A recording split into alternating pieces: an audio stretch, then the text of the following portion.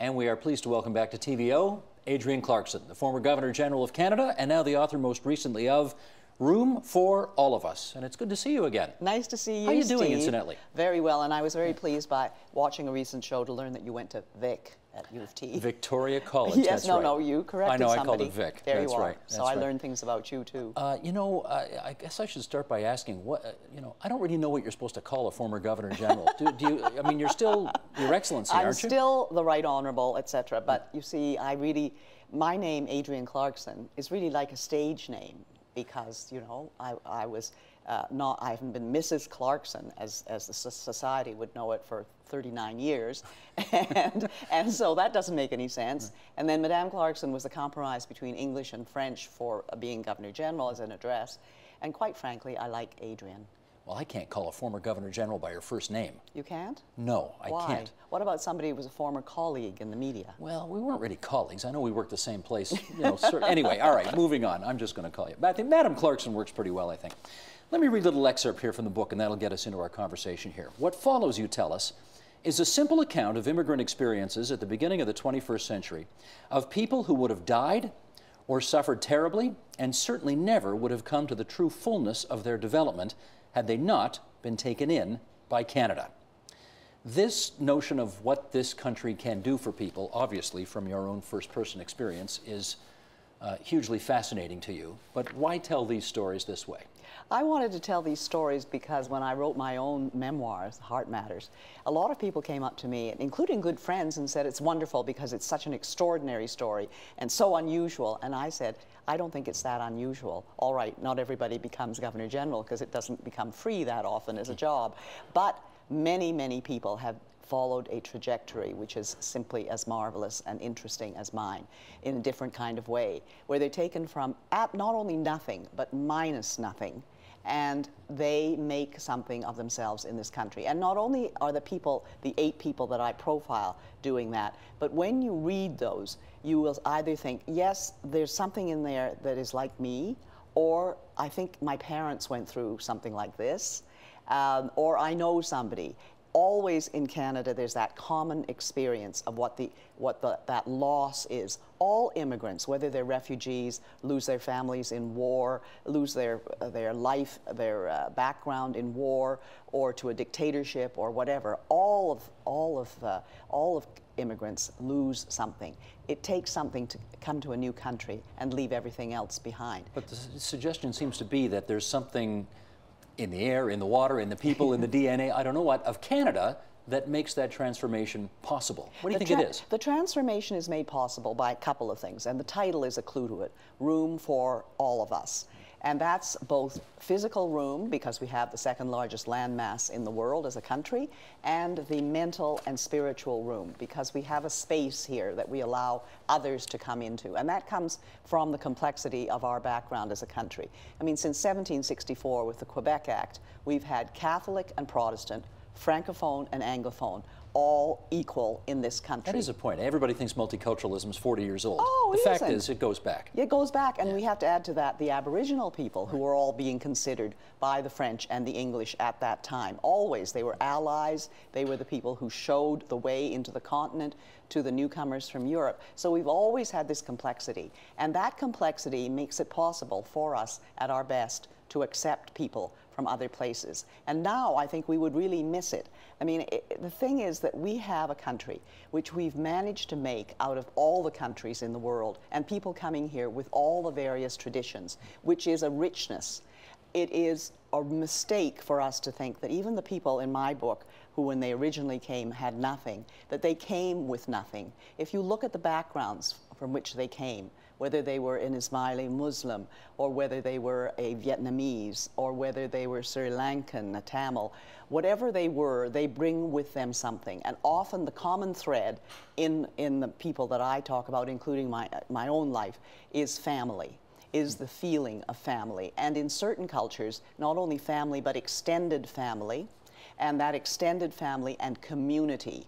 The Ismailis are a great example of that. Community is huge for them.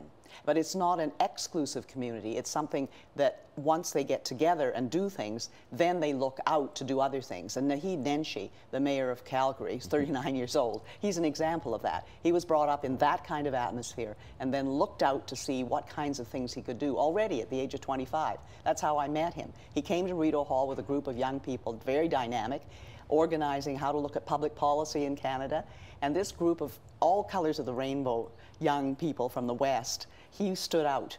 And we kept contact with him. So that's how I know him. You've known him for more than a decade then, eh? Yes, going way absolutely. Back. Well, there's other people. Let me mention a couple of other names here. Rathika Sitsabayasan, who was the first ever Tamil MP. Just and 29 years old. I know, and a woman. A kid. Yes, and a woman. Yes. So, you know, your stereotypes go, because you read newspapers and you say, you know, the cultures that are coming here, they, you know, seek to make women lesser, they don't do things, etc. You look, this is a woman who is Hindu in religion, who grew up here in Mississauga, and whose mother, 25 years after they arrived here, still works in the same warehouse packing that she did, but she got that job when they first came here.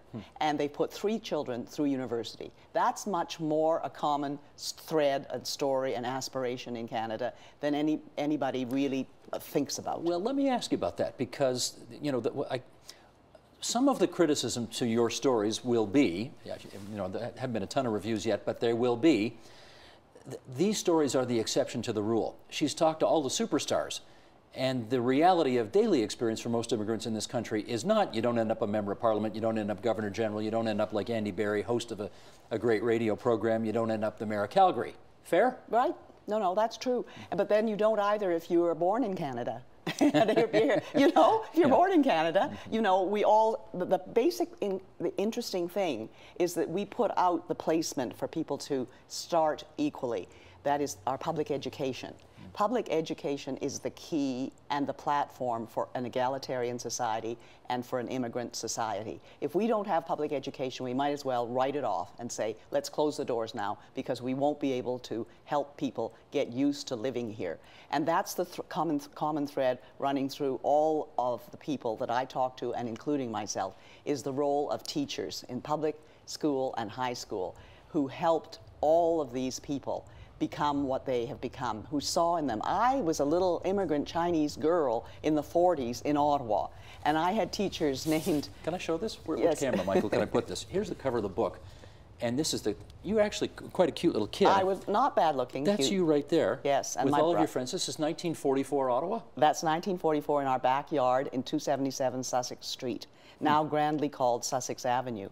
And I recount in Heart Matters that I made it from 277 Sussex to number 1 Sussex in my lifetime.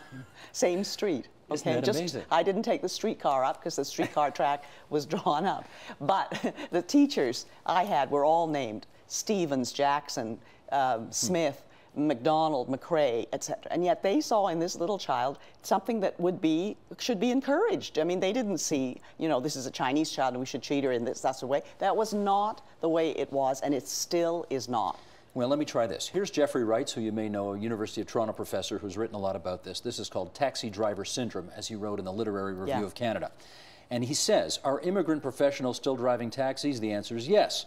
They are also mopping floors, bagging groceries, guarding office buildings, delivering pizzas, waiting tables, and working at call centers.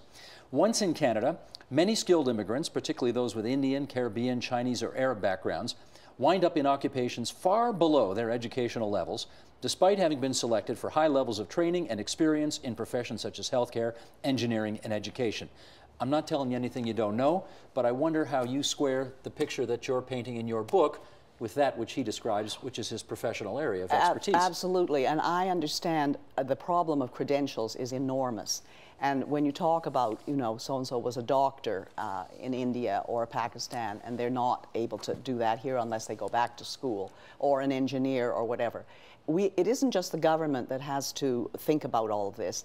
Those professions are governed self-governed by the professions themselves, and those professions have to look at themselves. They protect a lot of turf. They protect a lot of territory, so they should look at that, and the government should be talking to those. I was to those people and saying, let's look at this. Can we not do something about this? We know you want to make sure about standards, but we have given you the privilege, the government says, of regulating yourselves. I was a lay bencher on the Law Society of Upper Canada for a number of years, and that's one of my little broken records I used to say all the time when we were doing various things. I'd say, think of the privilege that you have as a legal profession. You're regulating yourselves. The government is not regulating you. So that is something that I think we have to do for the credentials. The other thing is, immigrants have always come to the country and worked hard initially when they don't speak the language, when they don't know their way around, and they don't have educational facilities. When they haven't had the access to it. But I think that once they do have access to education, once they do have that opening to them, they will do better. I know at the moment that there are ups and downs, and there always will be. But I think, really, that we have not had that kind of overwhelming feeling that immigrants are in the bottom. The other thing I want to point out is that when I came to this country in the 40s and grew up, and I say this in the book, we didn't have a car till I was 12, but I didn't think I was poor because nobody had one, because Canada was a poor country. We had just come out of a world war and a recession. I mean, a depression. I had friends whose families had gone through the depression, and they talked about, you know, eating porridge every single day for 3 days, and then they would have a bit of meat, and then they would have vegetables, etc., and turnips and potatoes, and that was all they ever had. But you were happy because you didn't know what you didn't have. Well, that's right. Everybody knows today what they don't have. That's right. When immigrants come, the gap, as I point out in the book, between what they have and the affluence of our society, and the feeling in our society, I'm sorry to say it, but it's true, the people who are affluent feel somehow they're entitled to it. There's a tremendous sense of entitlement in this country, which I don't think is justified, and I think is not healthy. How do you knock that out of people? I wouldn't knock it out of them because I'm not punishing. I'm not a punishing person. I basically would say, look at what was built by others who suffered before you. And everybody who came to this country was poor and unwanted somewhere.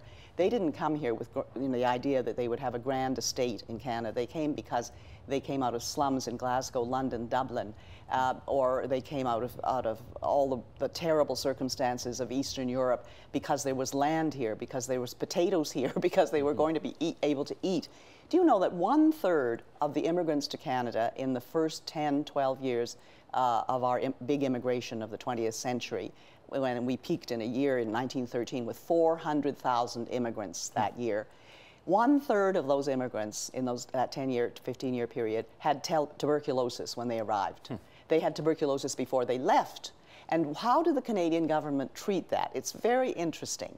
The Canadian government didn't send them on ships and say, go back where you came from with your disease. The Canadian government built hospitals and sanatoria all over this country. In the smallest towns, small towns like Woodstock, Ontario, small towns in Saskatchewan had sanatoria outside them to take care of people and to make them well again.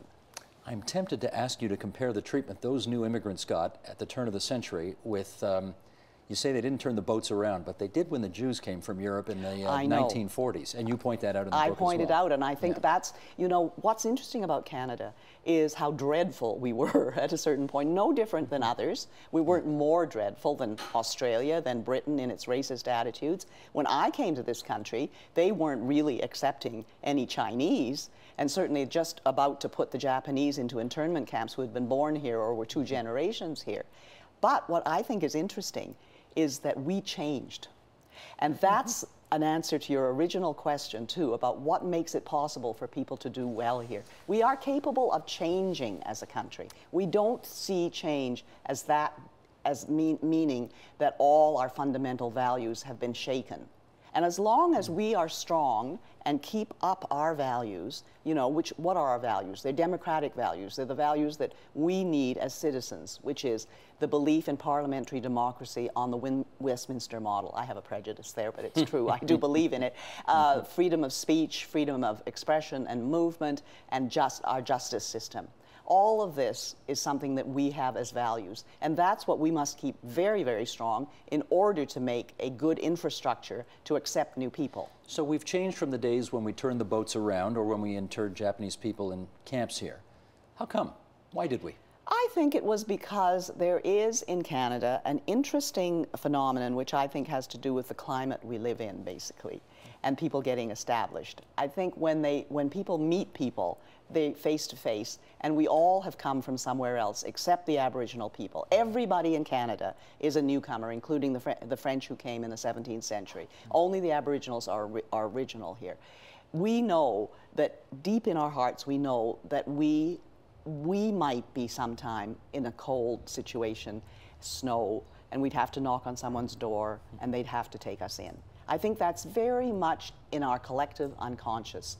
And just recently, when there was a huge snowstorm near Sarnia and people were stuck on the highway for a couple of days, it was made known that a farm family had gone out on the road and asked people to come in and share their farmhouse for a day and a half.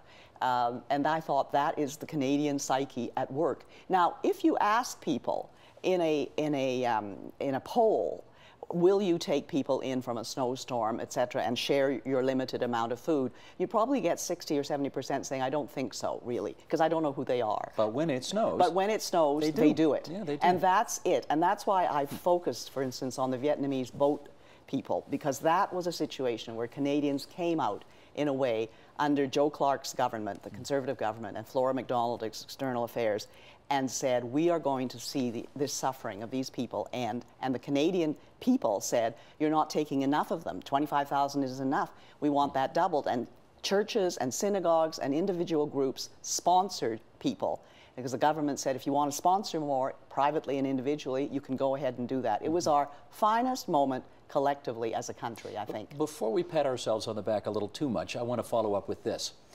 A lot of people think nowadays that, yes, it's wonderful, we've got ethnicities from all over the world who are all living in Canada, and somehow, you know, we're not all killing each other, we're making it work. It's an amazing experiment.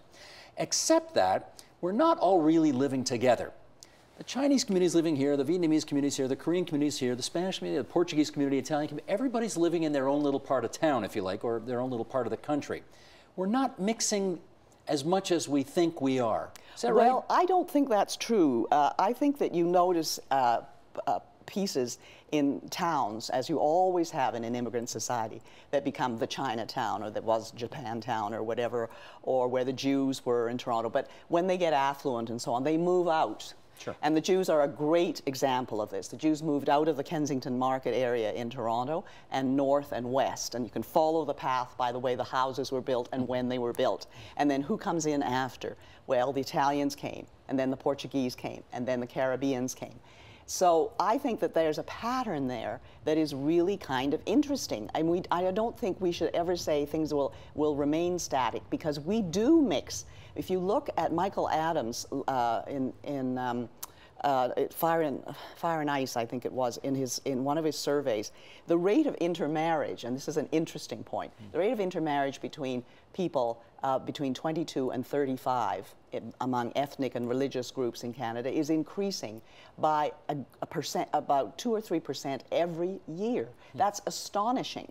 And that is something which I think we will find more and more, because it's natural with public education and people going to school together and then going to university together and then going to community colleges together. Where else are you going to meet people? And you meet them all equally, and you meet them in the workplace. And I think it's just a temporary thing where people do gather together because they want to buy the food they're used to. They want to know that they could go and have a cheap meal in the kind of cuisine that they're used to. But essentially we're going to intermarry racism away. I hope we will. I'm an example of that, and I'm well ahead of my time.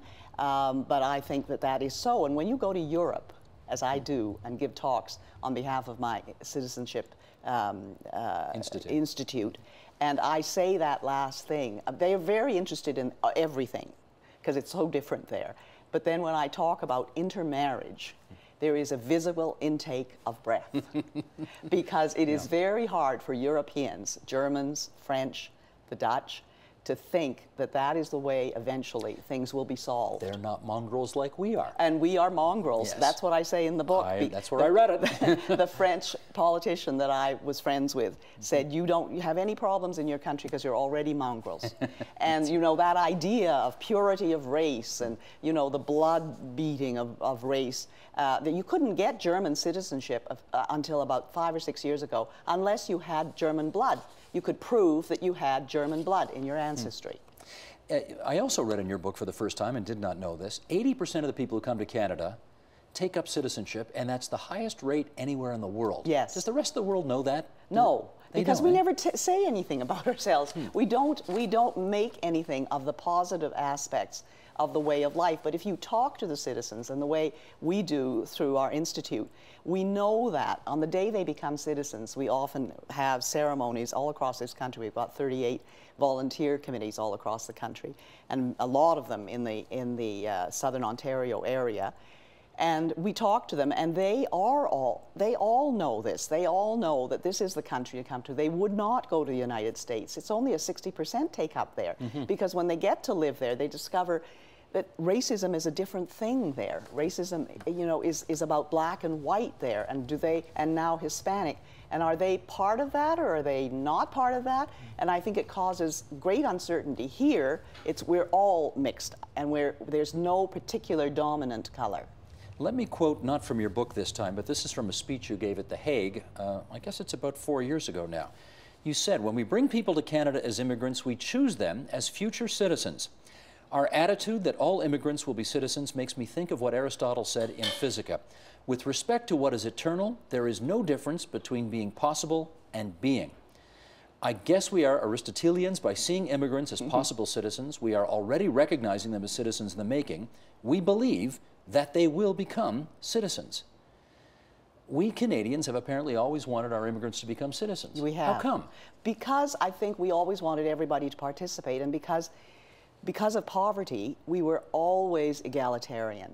You know, once you have wealth, you get a separation of people, those who have money and those who don't have money. But we were all poor. Everybody was trying to stay alive, trying to keep body and soul together, trying to keep a farm together, trying to provide for their children in whatever way. And I think that that's what's made us egalitarian. And that is the basis of everything. That's something that we always have to hang on to, because when you're egalitarian, when you have that kind of equality in society, and you start with that, you realize that you can move out of it in the sense of maybe charging ahead and becoming Prime Minister of Canada, or, you know, Steve Paikin, the host of Agenda, or whatever. But you know that there are people that you began with who didn't do that. And why did they? Well, it depends on the individual. Everyone is a human being. And I think that's what we have realized in Canada.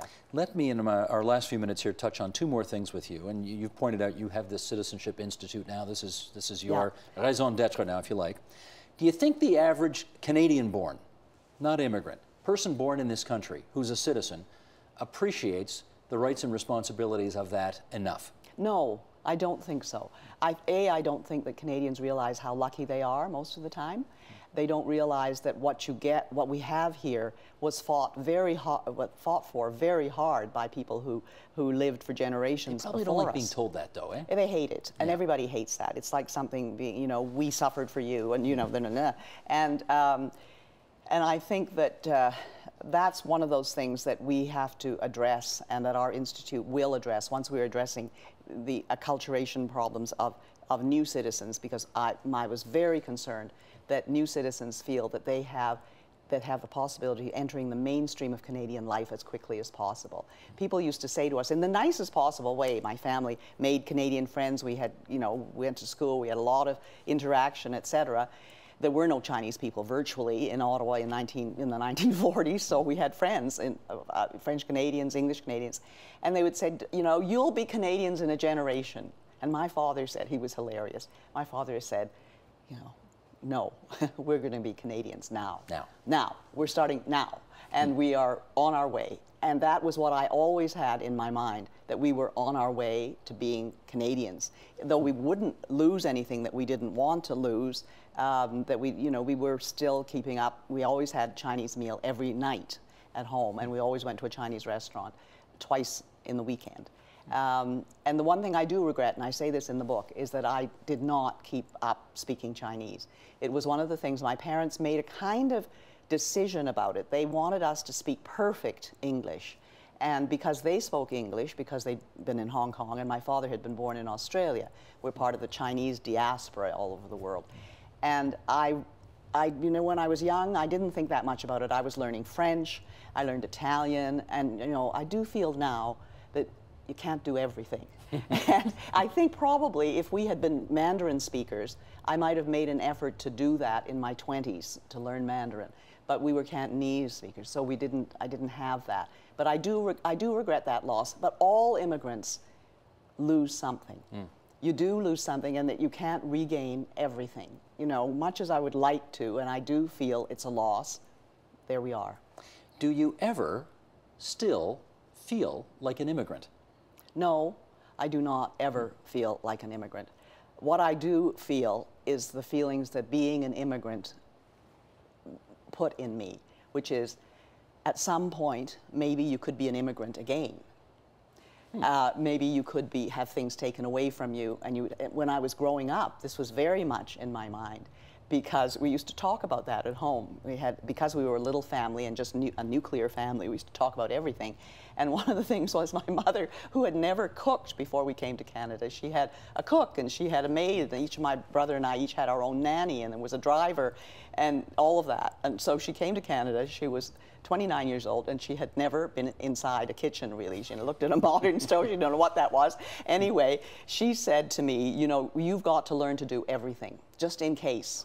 And then the displaced people came after the war, and they were made to be domestic servants for a year or work on farms in order to stay in Canada. And so my mother and father met all sorts of people of wonderful backgrounds in Europe and so on, who were domestic servants or who were being sent out to Saskatchewan. And they said, maybe at some point you do that. So we had a discussion about what I should do. And since I was a dreadful housekeeper and messy, I was going to be a cook. And also that meant that I could be by myself and concentrate and do things without having to be nice to people or anything. My mother said, you won't make a front of the house maid. You've got to be in the kitchen. So I learned to, actually, that's what taught me to learn to cook. And you still cook? I love cooking. And I could, if it were all taken away from me tomorrow, I could still work as a cook. Next time you come back here, we should do a little Martha Stewart something. You show me. I show you some stuff. If you like that, I can certainly do it. I have a whole set of notes to do a cookbook. Well, until you write the cookbook, we'll talk about this one, Room for All of Us, Surprising Stories of Loss and Transformation. Adrienne Clarkson, as always, great to see you back here at TV. Thank you so much, Steve.